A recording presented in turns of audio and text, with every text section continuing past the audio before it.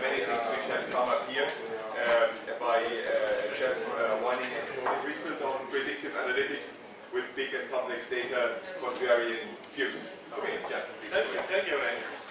I hope I don't need a microphone. Are we okay? Yes. No?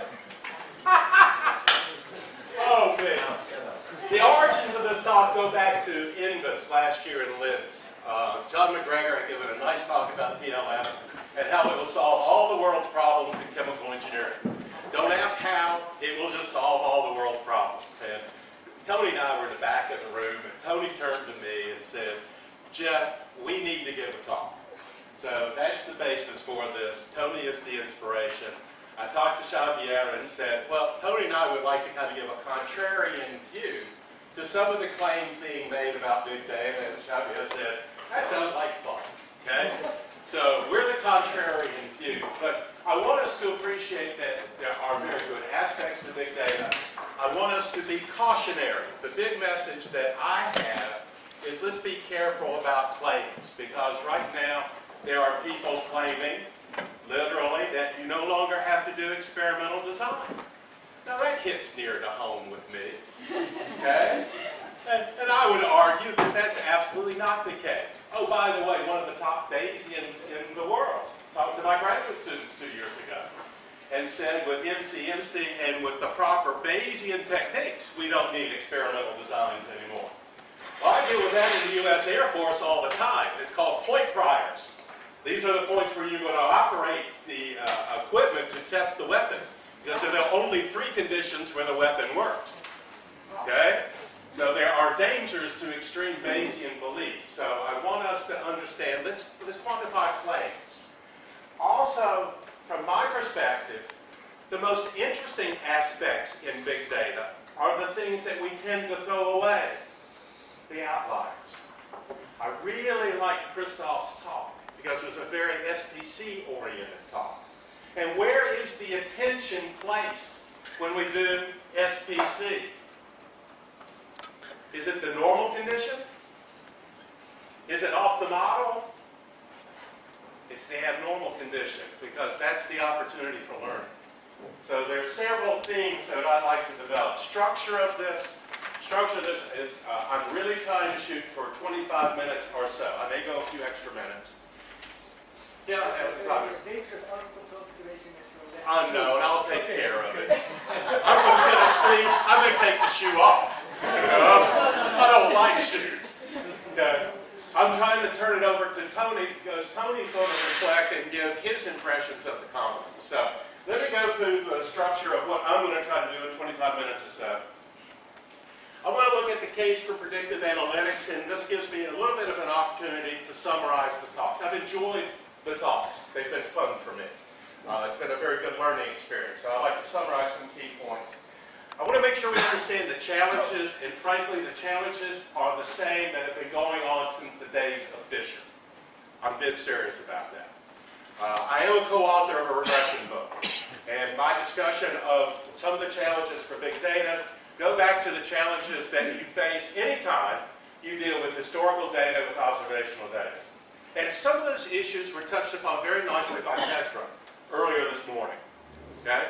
So there's a lot of work that has to be invested into making sure you have the correct data.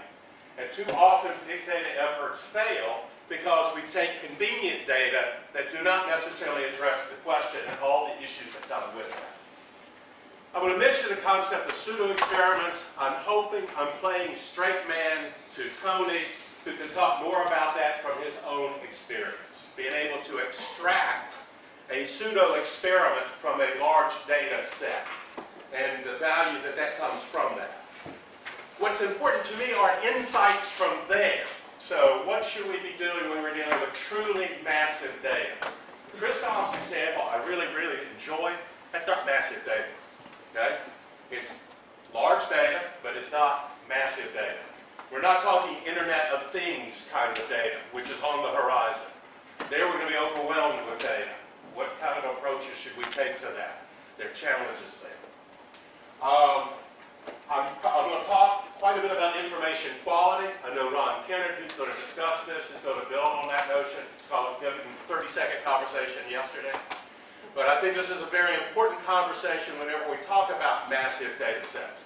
What is the quality of the information in the data? If we're looking for a very little needle in a very large haystack, what's the likelihood of success? Not good. Let's recognize that. Often that's exactly what we're doing. Okay? On the other hand, if we've got a lot of large needles in a smaller haystack, might be able to find some very interesting results. And that, for me, is the future of big data and the value of predictive analytics. I do not have solutions, but I have thought about issues from my perspective. Is this fair enough with people? I'm probably going to, my slides will be available, okay? I'm probably not going to talk about exploratory data analysis, but I see an analogy there for large data. This is in order to make sure that Tony has time to make his comments. I'll have a few concluding comments, and I'm turning the floor over to Tony. Are we okay with this? Yeah.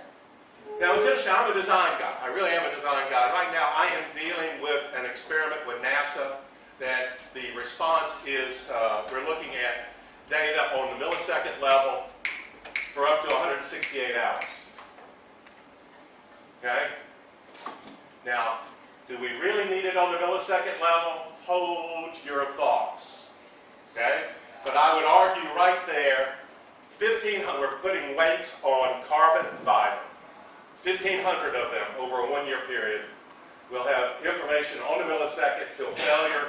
We censor it 1 week, which is 168 hours. Do we have massive data? That's the future of experimentation, by the way. The future of experimentation is the response is not a single number. It's going to be an image. I'm doing stuff with the U.S. Department of Defense where we'll be dealing with an image over time. And that is the response. We're trying to find out the factors that control that. The future, even in experimentation, will be huge data. Now, what we will be doing, as in this NASA experiment, is we will collapse it.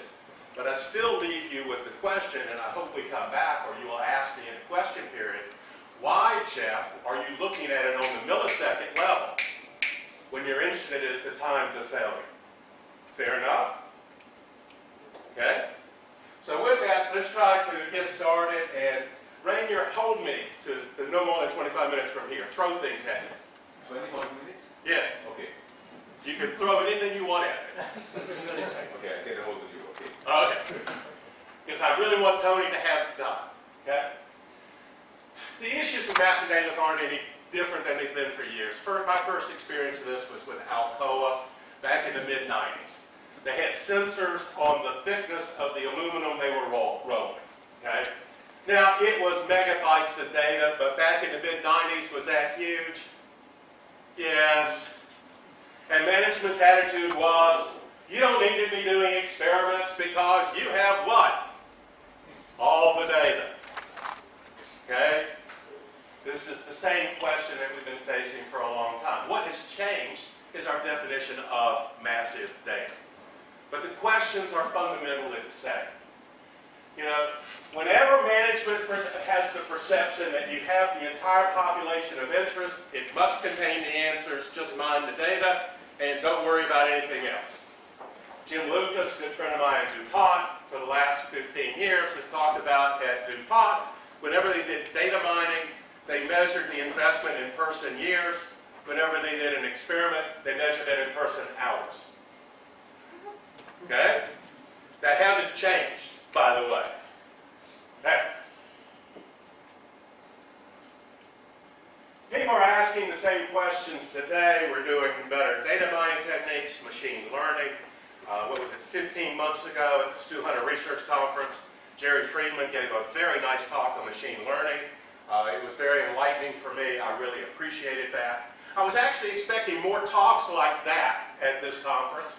I was hoping to learn more about these issues of machine learning. I learned a great deal of what's going on. I also learned it's pure black box. Okay? So that's an important thing to keep in the back of our minds. You know, this notion of pure black box analytics. I was at a conference in Orlando, Florida last year. Chris Knoxshot, a very good friend of mine, did a very large data mining exercise with Target, large department store in the United States, one of the largest chains in the United States, headquartered in Minneapolis, which is where Chris is stationed. Did a beautiful beautiful conversation about the data mining exercise. Took a huge amount of effort, almost a year to do. And his final comment was, I wish I could have run a 2 to the 4 experiment. Okay? And I think that is awfully insightful. But let's keep that in the back of our mind. We now have virtually the entire population for some processes. No, we don't. No, virtually yes. We have the past history for our process. But we're talking not about posterior predictive capability. We're talking about future predictive capability. By definition, that's unobserved. By definition, that's a population we haven't seen. Statisticians have been called many times in the past excellent predictors of the past. That doesn't mean we're excellent predictors of the future. And I want to keep that in the back of our mind. Let us be careful about the claims. Understand that this is a very exciting area. This is something we need to be doing. I really like Christoph's talk. Okay? I like Petra's talk. It helped me understand the basic structures. The Accenture talk helped teach me a few issues. I'll talk about those. I like Chris Galtwald's talk. I understand Lasso a little bit better. That was all fun. Okay? I've learned a lot from all of our talks. But the key is, how do we distill the information? For me, we live in a data-rich world. I've always made fun of the computer scientist with the chief information officer. That's a joke. Chief data officer. Chief person in charge of collecting the data that we then must distill to become information. That's what the statistician has always done. Let's take the data, could be sensory data, could be whatever form of data, and then we convert that to the essentials upon which we can make decisions. That, to me, is information. And by the way, now, information could be the image, it could be a video. We've gotten much broader in terms of the sense of the data. Nonetheless, how do we distill that back to relevant information? That is a challenge that we face. Okay? Historical data. I mean, we touched on this, but let's make sure we appreciate it. Now, again, we have talked, several of the talks have mentioned, Tony has mentioned in his conversations. Whenever we're going to go out and address a problem of interest, the hardest part is defining the question of interest. What is it that we really need to achieve? So far, so good? And what data do we need to address that question? Big data tends, not always, tends to go to historical data or easily collectible data. Think the internet. Think even the Internet of Things, when everything is interconnected. It's going to be the data that will be easy to transmit, easy to collect. Does that necessarily mean it will address the question of interest? Perhaps. Perhaps not. Often, in my experience, in the engineering world, we've got to go out and do special studies just to be able to get the relevant data for us to be able to address that problem. And that may or may not be convenient to get, and that's not something that will necessarily be there on an ongoing basis. Suddenly then, we're no longer in the big data frame because the nature of the question requires us to do a more specialized study. It could still be an observational study, but it's a more specialized study. These are all important questions. So what happens if we use historical data? I've seen, all of us, I think, have seen these circumstances. They're easy to collect on an ongoing basis. They're not necessarily the data necessary, but they're there. Hey, let's use them. That's what Alcoa was doing. A lot of times it was really important for solving a problem long, long ago in a galaxy far, far away, which is no longer relevant, but do we still have the data? No longer why they're collected, even worse. This is where Tony and I had real problems with John McGregor's talk last year. Chemical process under very, very strict process controls. You do not allow the process to get out of normal operating conditions. That's a major no-no. Am I communicating? But what's the whole idea of a planned experiment? A well-planned experiment forces you to go outside of normal operating conditions. But if you're never going outside of normal operating conditions, then basically you are modeling noise. One of my big complaints, often with a lot of large data sets, you can build whatever model you want, but by the construction of the data, particularly from a chemical process, you are modeling nothing more than the background noise. And that's one of the reasons why I like Christoph's talk, taking the SPC approach, because there, when you do an SPC, you define what is the normal variation of the process, the noise. It could be a time series, you know, it could have structure to it. It's not necessarily the Deming model. But what you're looking for is what's happening outside of the normal range, because that's the opportunity to learn. Are we okay? Yeah. Issues with missing data. Petra talked about that. Christoph talked about that. Really a very serious issue. Data quality issues. There could be recording issues, transcription errors. We can have bad data in there. Bad data can cause outliers. Okay? That's a thought to hold. When interesting phenomena occur, particularly with historical data, nobody knows why. I mean, even if it occurred last week. Anybody have a clue what was going on last week? I mean, Christoph had a very good idea, because with the predictive capabilities, they were alerting the farm management to what's going on. But in some cases with chemical processes, it occurred 6 months ago. Forget it. It was an interesting opportunity, but nobody knew it was interesting, because nobody took the time to analyze it and recognize something had changed. Extreme oversampling. I see this very frequently. Oh, remember my NASA example? We're taking, I've got data on the millisecond. Is that oversampling? Hold the thought. I like the analogy of looking for a needle in a haystack. I also like, and we haven't talked about, I haven't seen it in this conference, the very large N, very large P, particularly with canonical variables. Think Google and some of the stuff that they're doing there. That leads to very sparse data. Very, very sparse data. Lots of zeros all over the place. My experience working with my colleagues at Virginia Tech, this is the problem of real interest to them. Very large number of rows, very large number of columns, many of which are categorical, many of which are yielding zeros. That is a true challenge. Okay? And this goes back to the point I made before. We're focused on prediction, so we don't have the full population. We're assuming what we have observed in the past will be consistent with what we need to do for future predictions. Again, hold that thought. Multiple sources of error and variability, and I have seen statements that say, well, we've got big data, you don't worry about sources of variability. No. Think subsampling. You have 100 teenagers who are making 1,000 hits on a website.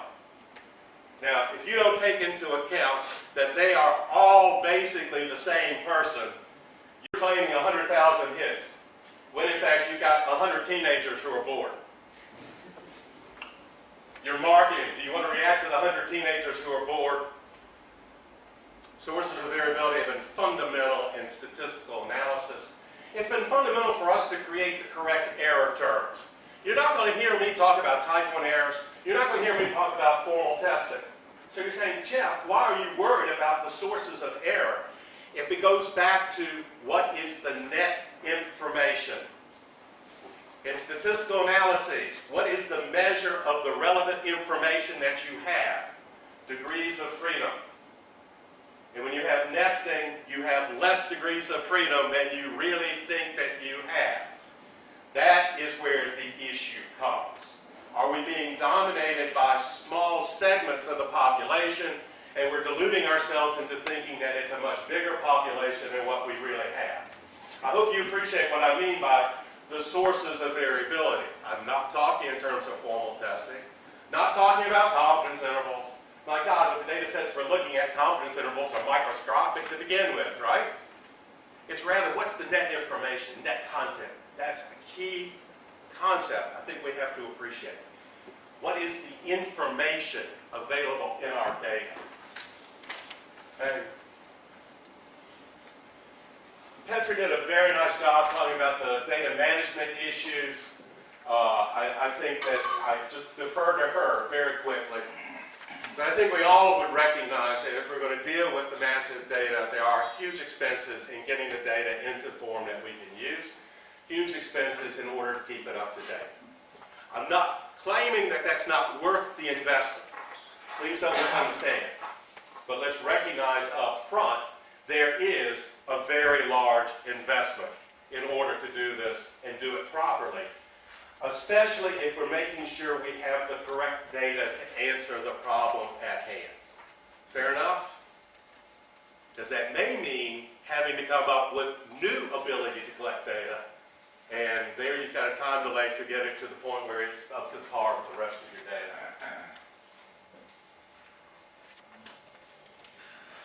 Now, when I talk about this one, I'm the design guy.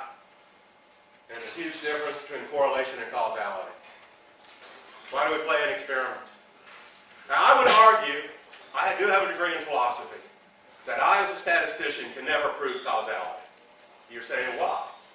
What would be, from a philosophical perspective, the definition of causality? Any idea? No. God? No, but close. Perfect correlation. How often do we ever show perfect correlation? That's actually part of the definition of causality, translated as statistician. Necessary. Necessary perfect correlation. That's causality from a philosophical perspective. Even if we could show perfect correlation, we can never show causality. The closest we can do that is in an experimental design where we manipulate the factors, and we have a pretty good claim. I would submit an engineering claim to establish causality, but as a background in philosophy, I would stop just short of that. What happens when you have observational data, historical data? You can always have spurious correlations, or the real cause of the relationship is latent. There's no way for us to be able to establish that. Now, in certain cases, for predictive capabilities, that's fine. The correlation is fine. We're okay with that. But in other cases, it can get us burned very, very badly. So I want us to be attuned to that.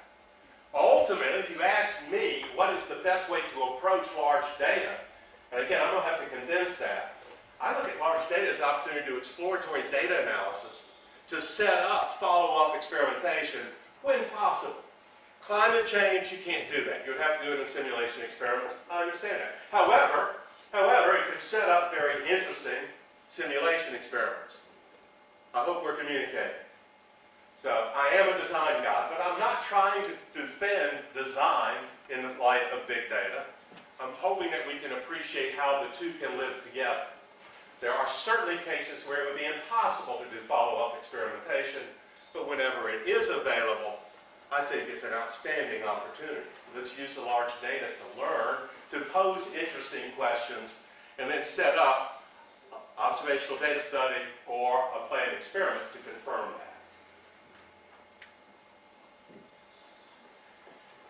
One of the nice things about Chris's talk yesterday was the attempt via techniques like lasso to preserve some nature of intuition about the relationship of the independent variables and the dependent variables. And I think that's very important, because it's nice to be able to explain to the farmer, to the engineer, to the business manager, yes, this is the nature of the relationship. However, even classification and regression trees, you begin to go black box very quickly. Machine learning is very much black box. So what you do is, if you want to do predictive analytics, true predictive analytics, what is going to happen? You have a set of inputs, and you stick it in the computer, and the next thing you know, God has spoken, and this is the prediction. That was Chris Knoxheim's biggest concern about the model that he had built for Target. Not the least of which was, what happens if you unintentionally put in a set of conditions for the predictors that are outside the range of your data? That's hidden extrapolation. Now, we all know in normal regression, if you start going outside the range of your data, what is the nature of your prediction? Questionable, depending on how far away you are. We can all show examples with extreme collinearity, where we have a data point that's well within the bounds of the individual predictors, but are very far away from the data cloud, and as a result are quite distant. The hidden extrapolation issue is not trivial, and when you have a black box, oh, it will bite you. I have experience with this with NASA. We were doing calibration experiments, and the experiment upon which we built the model actually was circumscribed by the test matrix. And so we got horrible predictions. So I just went in and we started calculating leverage points, and leverage points were like 2. Now, remember, how big can a leverage point be in regression if you're inside the data cloud? 1. Suddenly it dawned on us. We thought that the test conditions were roughly similar to the design matrix for the calibration. This was a 6-factor calibration, second-order model. So it was very easy for us to get outside and not realize it. When we're dealing with black box, that problem is compounded. Okay? So the notion of hidden extrapolation is fundamental. Challenges for the analysis: we got collinearity on steroids. In many cases, we've got complete linear dependencies. That's the reason why Chris was talking about using more Penrose inverses yesterday. A little bit about the whys. Again, I want to emphasize it is entirely possible, depending upon the nature of our data, we're building models that model noise. And I like to remind people, why did Fisher create the factorial experiment 100 years ago? Because people were doing multiple regression by hand, collinearity all over the place. It wasn't just simply I can do the calculations more easily with averages. It was I can get cleaner information. So I just want us to appreciate there are reasons why, we need to be careful here. I'm not saying we shouldn't do it. I'm saying that we should be careful with it. Again, I'm trying to play straight man to Tony. I'm hoping Tony can talk about his experience about extracting an experiment from a much larger data set. It was not truly massive data, but I think it illustrates the idea. That was one of the major motivations for this talk. Good experimental protocols do provide a basis for causal claims. We talked about that for a moment. Require far few data, less expense. I've already recognized we can't do true experimentation, but we might be able to extract it. This, I think, is fundamental in terms of insights. How do we plan an experiment? We're going to put our data on the periphery of the region and as far apart from each other as possible. But by the way, it's not the periphery of the region defined by the predictors. It's the region defined by the model. Classic example yesterday. Chris was dealing with a second-order surface. One of the points of support, one of the distant points, is the center run, because it's an extreme point in terms of pure quadratic terms. If you got an x squared term, what's the smallest possible value for it? 0. Are we getting a picture on this? That's a huge insight.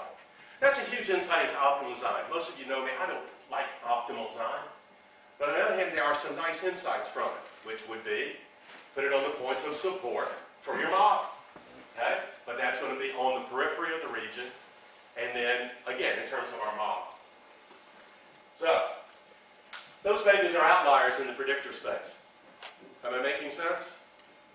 You got a massive data set. You want to do a first pass, try and get some sense is there some structure in the data. Where would I suggest the first place you look? Have a clue about a model, define the boundary of the model space, find the leverage points.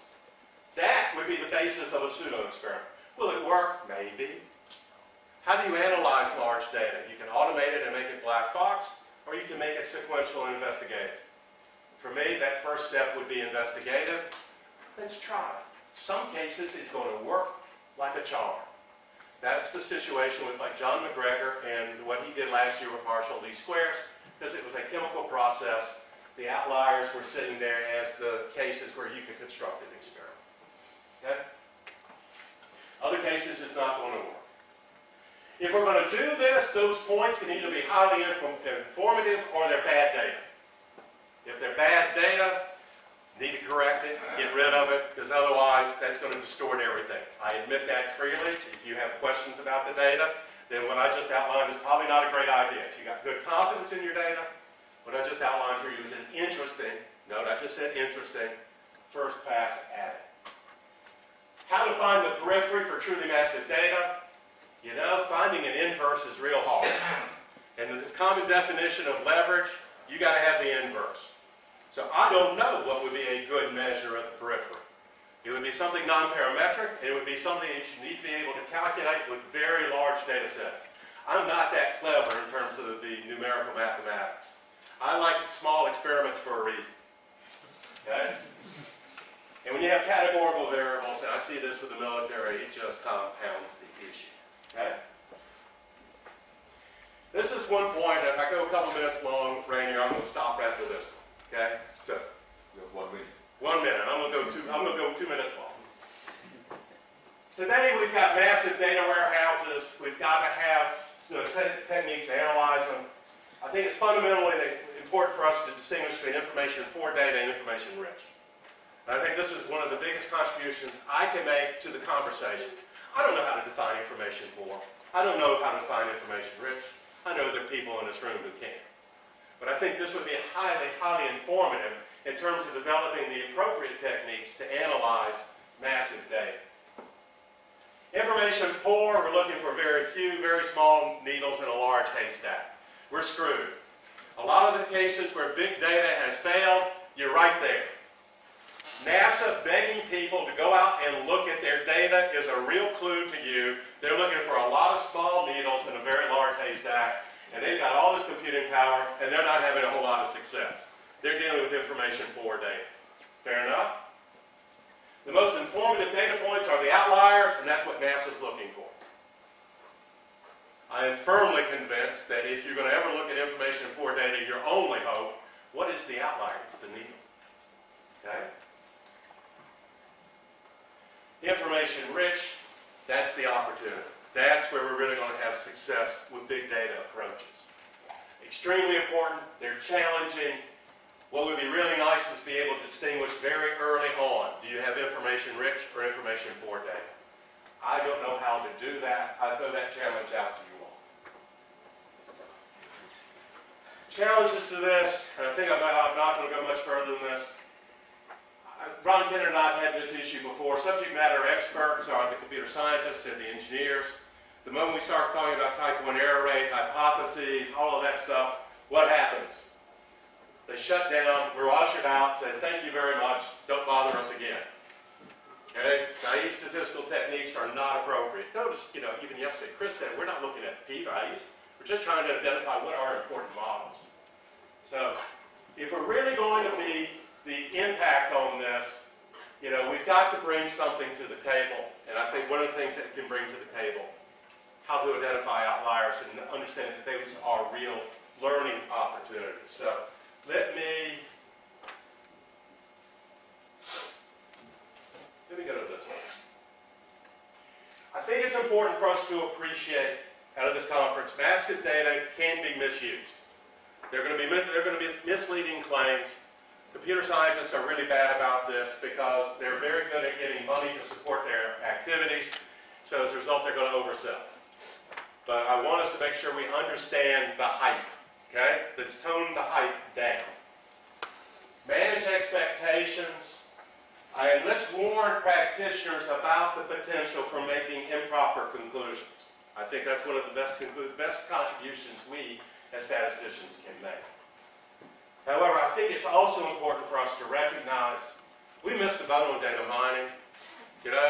We really did. We turned our nose up at that. If we don't get involved with massive data, who will? And who understands the information issues better than we do? And of course, that's going to be the real benefit from doing the analysis of massive data, is extracting the information. So with that, I really do appreciate the opportunity to come and speak. It's my first trip to Spain. It's been a great trip. Definitely not my last trip.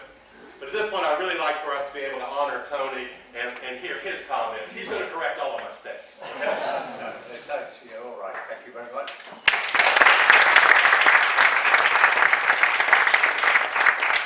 Best build up I've ever had.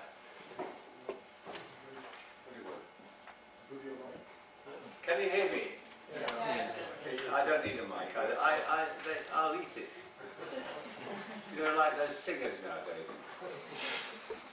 Shirley, you asked the question originally. At the end of Petra's talk, was it?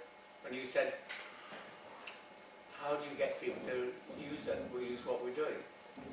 Now, when I went into the steel industry, I had exactly the same problem. They say, why do we need a statistician here? I was the first. And so I did half a dozen little problems with people who were sympathetic to my ideas. And I published them in a little book, which unfortunately was yellow. I didn't realise there was a rule about this.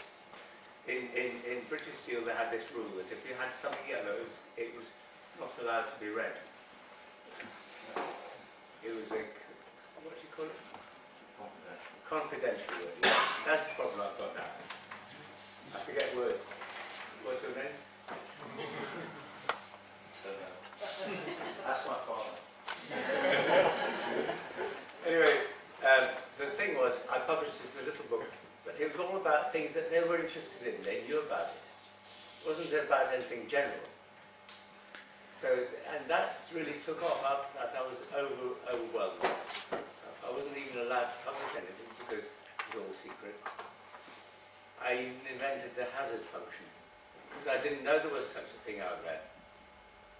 I invented it. I actually called it a hazard function. Then I showed it to a friend in another university nearby. I said, "You've invented a hazard function. Why are you doing all that?"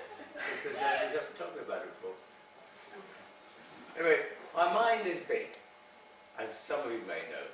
It's full of mass. It's a mass data storage.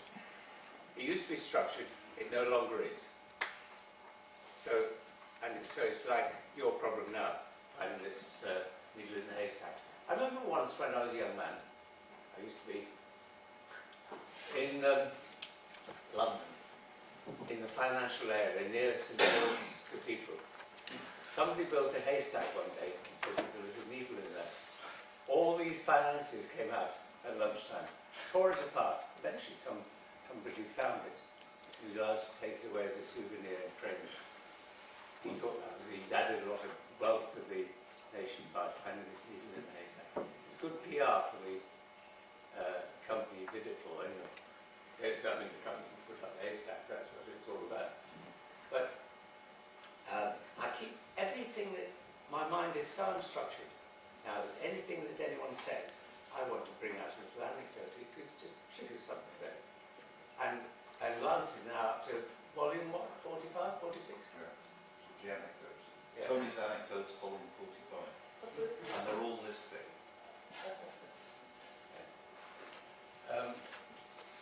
What were we talking about?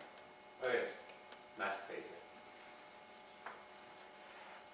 I have a daughter, who's now a professor, that's from last month.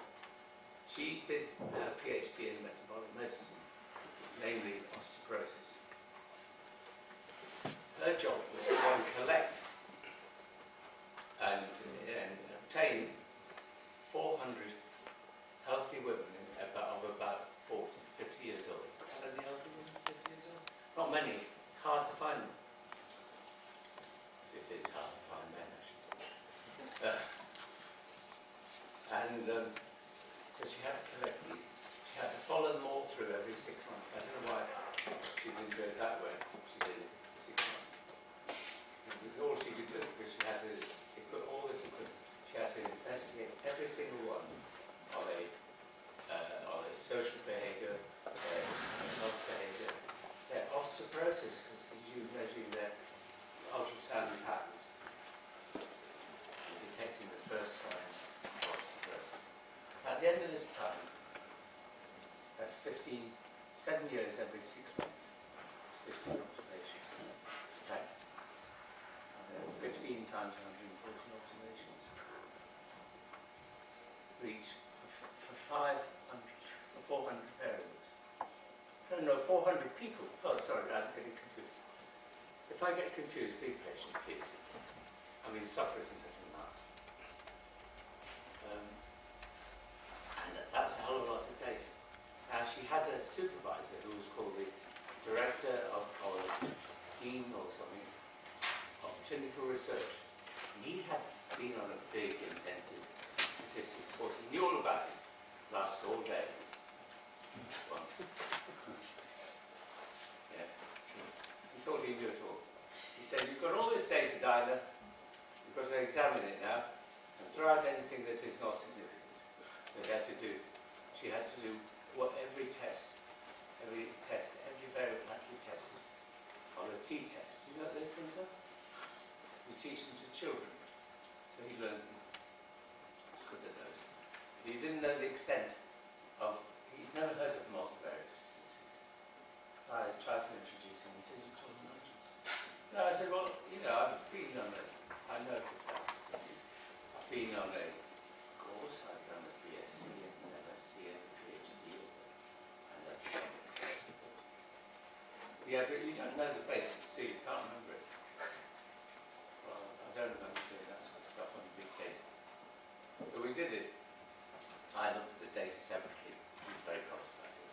Diana was in horns of a anyway, horns of a dilemma. She had to do either my way, because I was her advisor, being her father, and she had to do it his way, because he was her supervisor. She said, sorry, listen to raise my voice, yes. So, thank you. You can carry on doing that. Get me a glass of water. See, he still does this. He's told his little boy. Oh, he's doing it. Anyway, eventually I did some multivariate analysis on this, which is an obvious thing to do for any good statistician. And I found some information which was very useful that we hadn't known before. Now, I took it back to some people in the clinical world. And I don't like clinicians anymore. I've been trying to teach them for 20 years. But they still say, you've got to mark stuff off like that. Has anyone here never had a blood test? Never. You've all had a blood test at some stage in your lives. Right. I'm drinking, no? See, I said to my GP recently, and there are 5, I said to them, why do you do so many blood tests nowadays? He says it's the modern placebo. So we used to give them sugar pills, he says, but now they've compounded that, most of my patients. So he says we all sign in blood tests. Now, there are 18 basic blood tests that they do. Even if they can't think of anything else, it's like saying how much is this worth on it's worth between 80 and £100. It's always that value, 18. The reason is that when it was invented, this machine, that automatic machine testing blood. Sorry, my voice is dropping again. I was trying to speak up. I don't like this. And I said to him, how much does it cost to have a blood test? Well, every item is about £5. How many of you ordering today? He said about 18. That's £90. £90 on every patient that's come through these doors. Why is it 18? Because the machine was invented to originally do 20, but they used 2 for what they call control, yeah, that's it. Control. Thank you. It's these little words again. I'm an sesquipedalian, really. That means I like nothing. But I don't. Anyway, sorry, I'm not drinking on. No, all right, keep on. Keep on. All right, thank you. 18 blood tests, yes. So I said, how many patients do you order a day? Ooh, about 40. Right, 40 times 18 times 5. That's how much it costs. If you just use the standard ones, if you add some extra ones, you can save more money.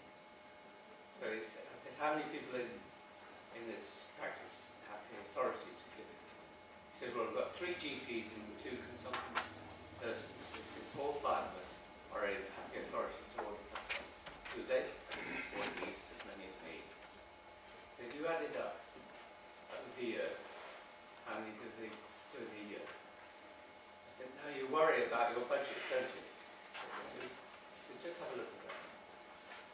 tried to put a control in the system.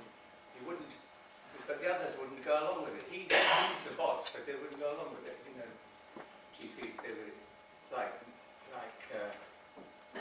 academics. They say you interfere with academic procedures, freedom. Yeah. So, which I had this problem when I went from industry to academia. People did as I told them in the industry. I found they didn't want to in academia. They were doing stupid things, like university tests. Anyway, he tried to implement this. He could save himself at least £250,000 a year onto his budget, but he wouldn't do it because they wouldn't do it. Anyway, recently it's been raised in the press, and the Times has been running a feature on this. Not because I told them about it. I did write them a note, but they didn't look at it in my letters because they're usually incoherent about my speech. But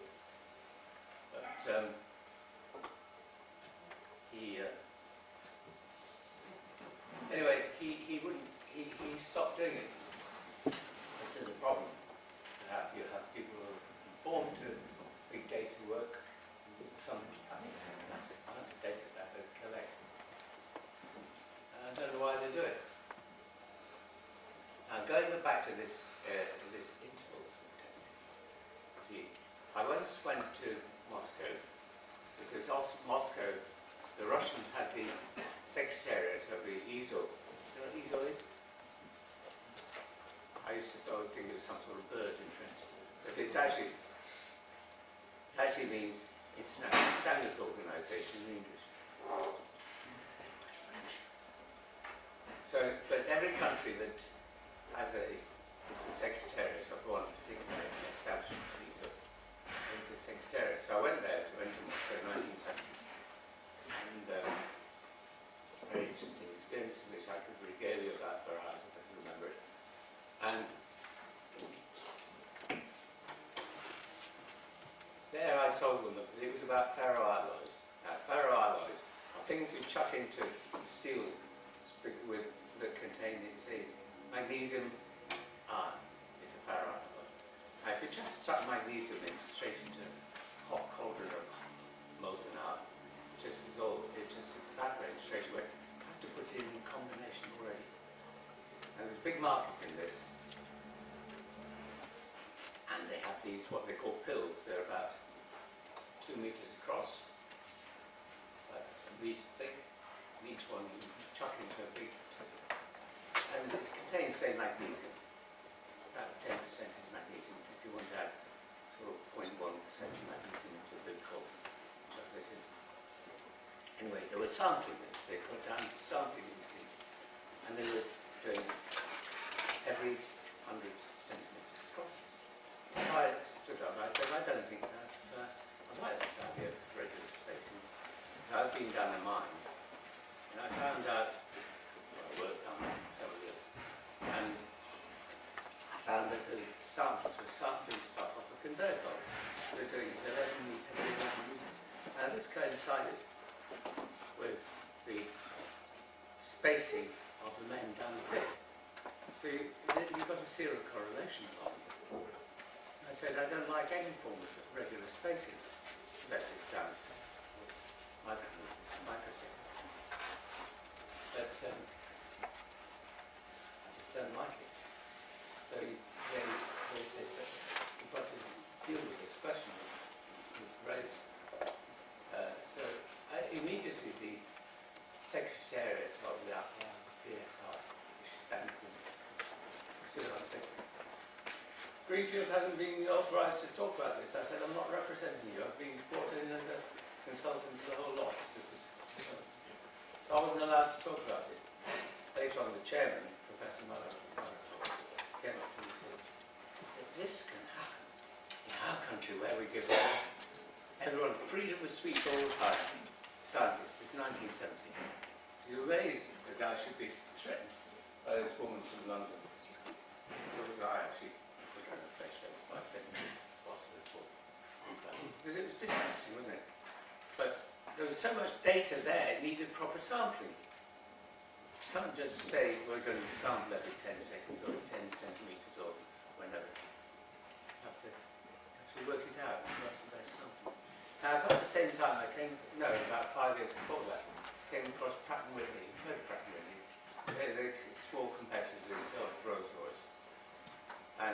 they make engines. Now they came up with a system where they had 60 variables. They wanted to apply they wanted to do some data analysis on the data. And so somebody suggested they did an experimental design. And we can't do an experimental design with 60 variables, it's far too many. So they did some random selection business, which actually turned out to work by chance. But I was given this as an example in steel. I just couldn't bring myself to it. Now, we had at the same time a director of research who had been on a course about, he was actually a quality manager. He was a director. Therefore, every project that went ahead in our research establishment, he had to approve. He wouldn't approve it unless he saw a designed experiment attached.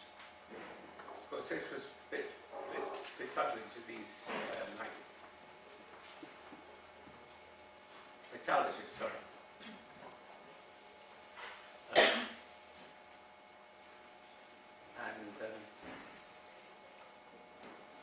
So I had this pure thought. I invented the system for the automatic design of these experiments, which we still sell today occasionally. It's called X, design of experiments, but it's the basis of the PhD, it's all right. So, that's it. Sorry. Thank you, boy. Keep me going. Bring the needle round. So Geoff, you were going to explain how almost accidentally designed an experiment that's much more than the experiment. Oh yes, that one. Yes, yes, that one. Yes. Thank you very much. Anyway, soon after that, I was invited to go and to a government department that was looking at the mixing of materials. They got a great big vessel, which got a bit of a fiddle around, a mixer, and they put things in there to mix. And you had the density of what you put in, the density of the material you had the number of blades in the mixer, you had the height above the floor, you had so many variables. So they've been studying this by looking at one variable at a time. They've been saying, oh yes, we need a bit more of that there, we need a bit, drop that dimension a bit there. Every time they did it, they ended up with 657 cases. They said it's costs an awful lot of money. So each time we make this thing, it costs £100,000, well, the money. So I examined it and I said, what sort of model do you want? Because you can fit any model if they tell you that sort of one. They told me what they wanted to know. So I fitted the model with the data. And it fitted very well. I got a very good model. Then I went through the data and I found that there was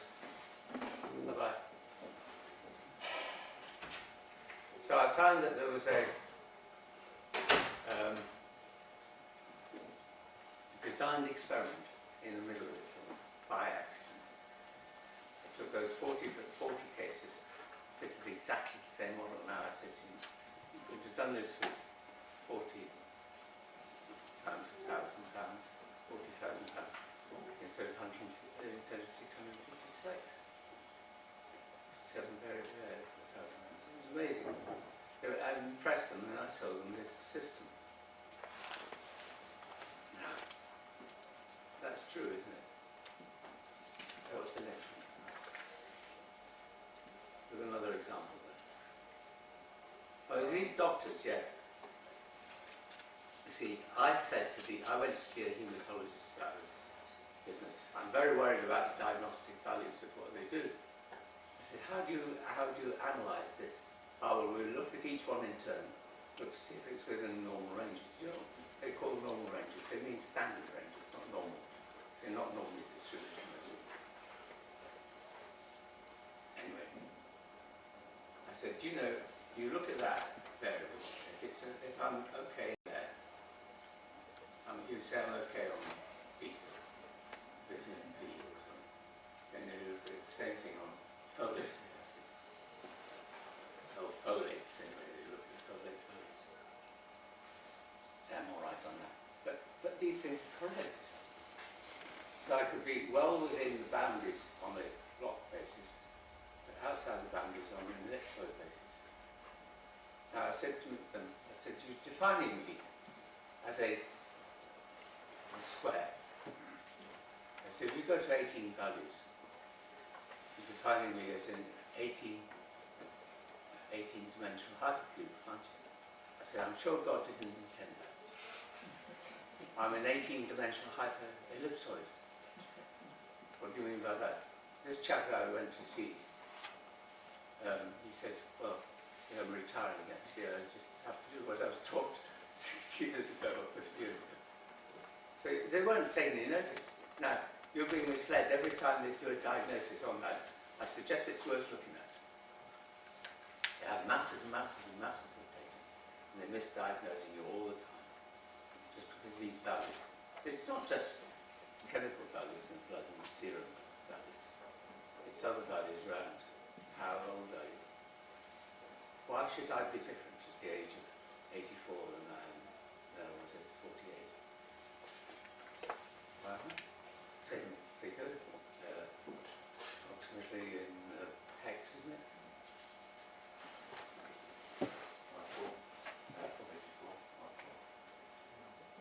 Yeah, thank you. 54 hex. Yeah. The trouble is I start shaking, you see, and I have to sit down after a while. It really suits me where I sit down. But I'll stop whenever you want me to, or answer any questions if you want me to, because I'm sure if you mention something, I'm seeing like what we were talking about. We started off with blood tests, and so you have 18 ranges, and if you're inside one range, they ignore any correlation with anything, any other factor. That's right. So they just say you're high on that, and you're okay, you're normal. Well, okay, summarise it for me. If you're out of range, they just retest it anyway. They send you back in 2 weeks to do it again. Yes, they do. They have. I don't like talking to clinicians anymore. I spent my years talking to clinicians. They didn't even know where to put the data point.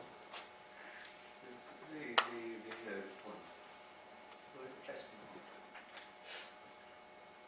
So who defined those acceptable linear ranges in the first place? Oh, they take from a grant. See, they got some place called childhood class. No, I can't remember what they're called. But they're from, they're used in contact. Now, I wrote to the chap whose name we right. See, I can't remember where I got this from. I think I got 50 school children in Aberdeen when I was a young man. So I said, did they apply to black children in Sheffield? I wouldn't think so. Why do we use them?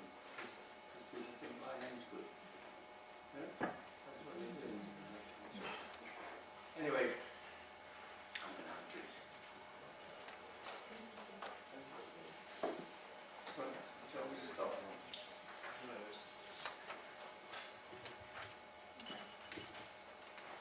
Yeah, I never used to use those things. Is it on now? Geoff, is there anything more that you wanted Tony to bring up? Actually, I'd just love for us to open up to questions, if Right. that's okay. I mean, I would love to have, my objective was a conversation. Fine. I was hoping I threw enough out there that people were objected to, and we would have a conversation.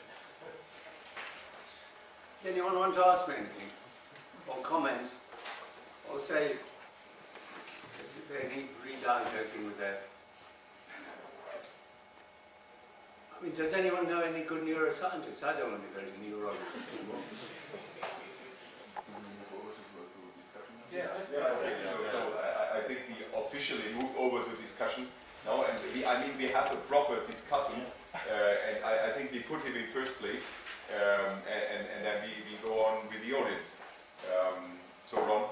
Okay. So I have the privilege to follow up on two speakers that have had and have a very important contribution analytics. And if I'm trying to differentiate the two paths we just heard, I think Geoff is mostly interested in doing the things right, and Tony is mostly interested in having an impact. And I think doing the things right and having an impact is probably the mix that we need in statistics. There are a lot of people, it's not like you don't care about the impact, and it's not like you don't care about doing the things right, but putting the two together, I think, is really quite an essential element. I basically used a few of Geoff's slides, and I highlighted what I thought would be useful. Okay, it's working.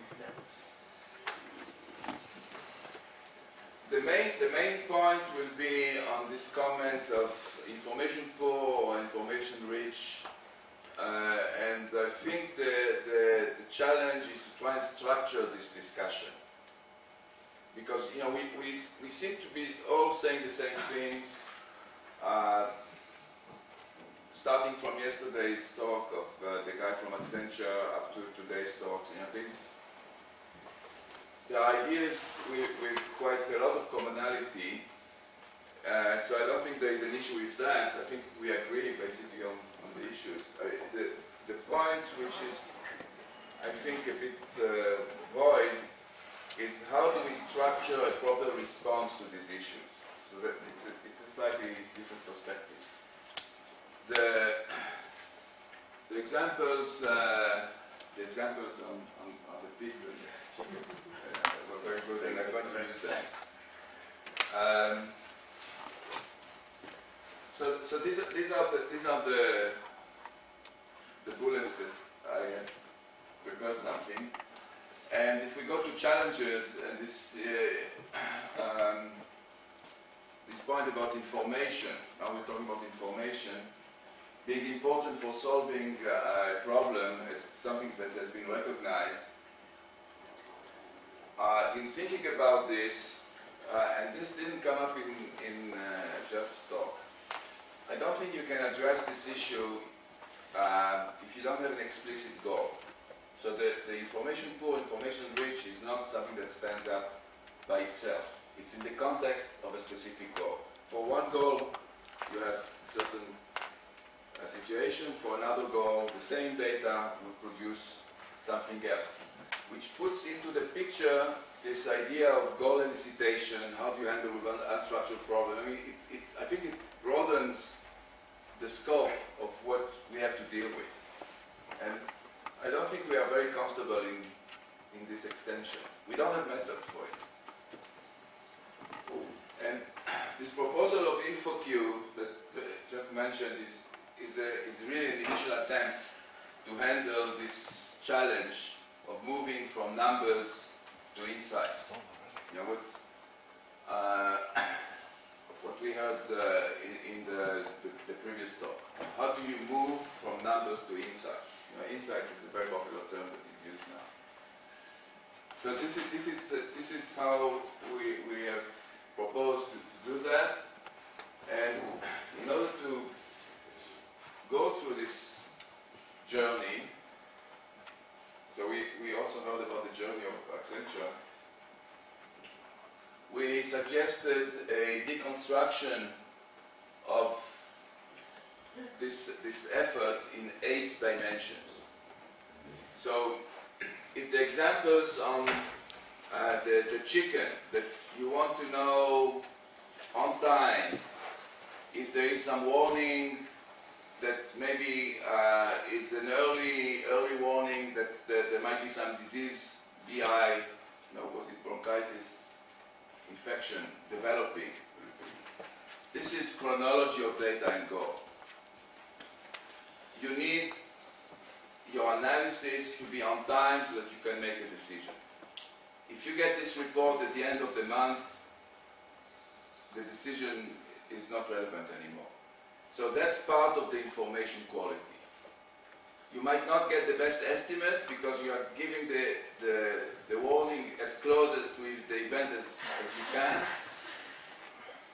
might be some uncertainty because you only got a few points after the event, which doesn't give you enough information to estimate where are we now.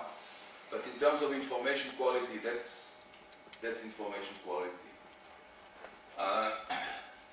The other elements here, the other dimensions are data resolution. What you had in mind, which was probably not in milliseconds, but in seconds, right? Milliseconds would have been faster.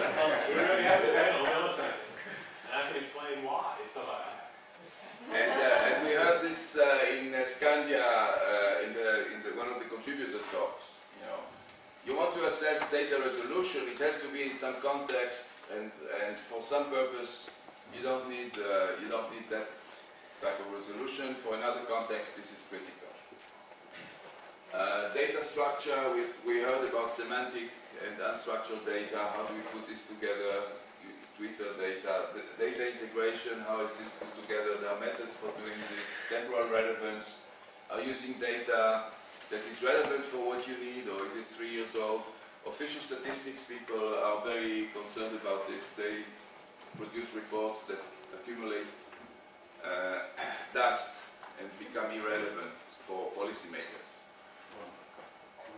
Can I just interrupt a second? Well, let me finish and then I'll sit down.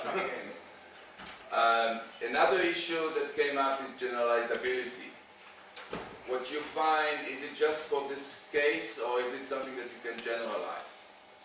Operationalization. You found something, you analyze the data, you come up with some conclusions, what do you do with that? That's part of the information quality. If you can operationalize on your analysis, you produce something of higher information quality and communication. So these are the elements, and we've used this in many case studies. You can actually produce a score. Shirley talked about the score. This is the sample study, and what do you tell him? Say hello to the pigs. Or the chicken, I don't know.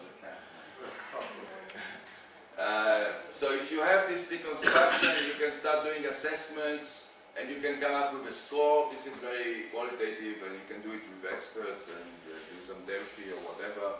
But then I can give you a score. For this study, with this data, your InfoQ is 68%. Okay, so at least we are measuring what we are talking about. It can be improved. The link with big data, if you got, and you heard this also over and over again, it seems to be so repetitious, and at some point you think, okay, everybody's telling you the same thing, what's going on? There must be something else worth talking about. 3 V's, 4 V's, 5 V's, velocity, variety, volume, that's what you find. Actually, we are covering this in these 8 dimensions, or at least part of that. But we, as statisticians who want to have an impact, we take a broader view. So I think we are, in this sense, moving from the IT department, who cares about, we went to the supercomputer, storage and velocity of data acquisition, and we are looking at the bigger picture. So if I now go back to the comments to Ahmed, collecting raw data, that's okay. You mentioned that. I think it's collecting and integrating, because the data will come from different sources. Collection, okay. The integration is quite challenging. How do you do that? The data comes different timestamps, represents different units of observation. Not obvious. We need methods. Analytical techniques offer little or no fundamental insights to the whys. I think the answer is we need to understand how things get generalized. What's the generalizability of a study? There are disciplines where generalizability comes up all the time. If you go to IT conferences, they always talk about generalizability. Somehow, the statistics community has not considered that as an issue. the pseudo experiments, what Tony referred to are experiments that you can drive from an existing data set as if they had been designed. The pseudo experiments I'm considering are computer experiments. This is a piston simulator that is part of a book we have called Modern Industrial Statistics, and it is a JAMP add-on and the R version of that for the R people. So there are 7 factors. You can introduce variability in the factors, in the X's, and see how this variability, how noise is transferred to the response. And you can start optimizing on the setup of your control factors. So here you see how we are achieving 0 defect rate by this setup, and what were the steps that we took. This is all done based on a model that was fit to some data. In this case, this is simulated data, but it could have been physical data. So the pseudo experiments are what you do after you have a model and how you optimize with the model. The idea is to use what we call a stochastic emulator, which is using space filling experiments on the models to figure out how to optimize for reduced variability. So this was the pseudo experiment part. This is something I addressed. I'm all for this statement. Massive data presents important opportunities for our profession. I agree, and I think somehow there's a lot that has been done, but it's probably a very rich area to continue. And the final comment, if not us, who? If you look at the Kaggle competition and the statistics on what professions are getting first prize, you know what Kaggle is? Well, who gets the first prize? Well, it's computer scientists, mathematicians, engineers. You know, statisticians are in 5th place.